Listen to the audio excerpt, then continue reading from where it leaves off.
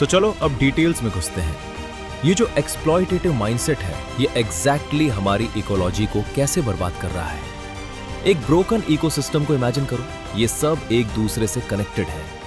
जब आप apex predators जैसे शेर या चीते को मारते हो या फिर जंगल के जंगल साफ कर देते हो, तो ये एक डोमिनो इफेक्ट ट्रिगर करता है। एक पीस गिरता है और पूरा स्ट्रक्चर क्रैश होने लगता है। आप सिर्फ एक जानवर या पेड़ को नहीं हटा रहे, आप नेचर के उस नाजुक बैलेंस को तोड़ रहे हो जो लाखों सालों में बना है। क्लाइमेट पर इसका इंपैक्ट देखो, पहाड़ काटना और जंगल साफ करना, ये सिर्फ पेड़ों को खोना नहीं है ब्रो, ये हमारे कार्बन सिंक को तबाह करना है। जो पेड़ कार्बन सोख कर हमें ऑक्सीजन देते हैं, जब वही नहीं रहेंगे तो ग्लोबल वार्मिंग तो होगी ना। ये जो extreme heat waves, unpredictable weather और अचानक आने वाले फ्लड्स हम आजकल देख रहे हैं, ये नेचर का रिस्पॉन्स है। अर्थ रिएक्ट कर रही है। हम जितना नेचर को पुश करेंगे, नेचर भी उतना ही हार्ड बैकफायर करेगी। और ये तो बस ट्रेलर है। अब वाटर क्राइसिस की बात करते हैं। जब हम नदियों को अपना पर्सनल सीवर बना लेते हैं और रेत के लिए उन्हें अंधाधुंध माइन करते हैं, तो पता है क्या होता है? वाटर टेबल लिटरली क्रैश हो जाते हैं। ये सिर्फ नदियों का गंदा होना नहीं है, ये फ्यूचर जनरेशंस के लिए पीने के पानी की सीवियर कमी की वार्निंग है। अगर ऐसा ही चलता रहा तो अगली वॉर शायद पानी के लिए ही होगी। हमने अपनी लाइफलाइंस का गला घोट दिया है। इट्स अ वेकअप कॉल, और अगर हम अभी नहीं जागे तो बहुत देर हो जाएगी। बायोडायवर्सिटी लॉस को सिर्फ क्यूट एनिमल्स के विलुप्त होने तक मत समझो। नेचर में हर कीड़े, हर पौधे का एग्रीकल्चर और हमारे सर्वाइवल में एक क्रिटिकल रोल है।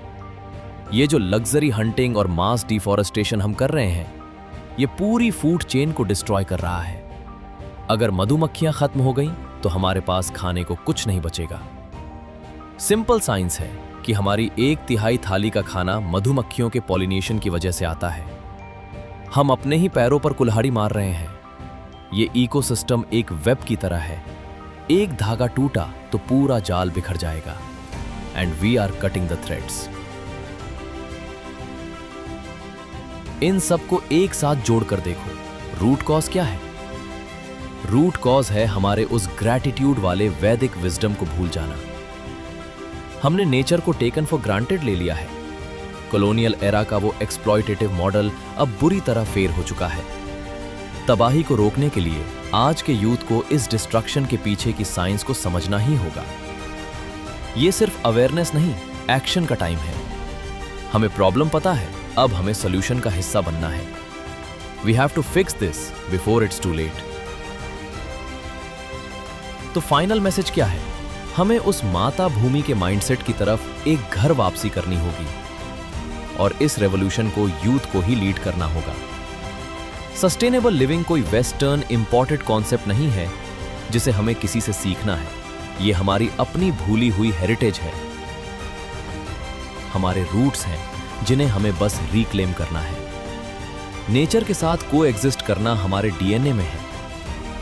तो चलो इस प्लैनेट को फिर से अपना घर बनाते हैं, रिसोर्स नहीं, क्योंकि अगर धरती नहीं बचेगी तो हम भी नहीं बचेंगे।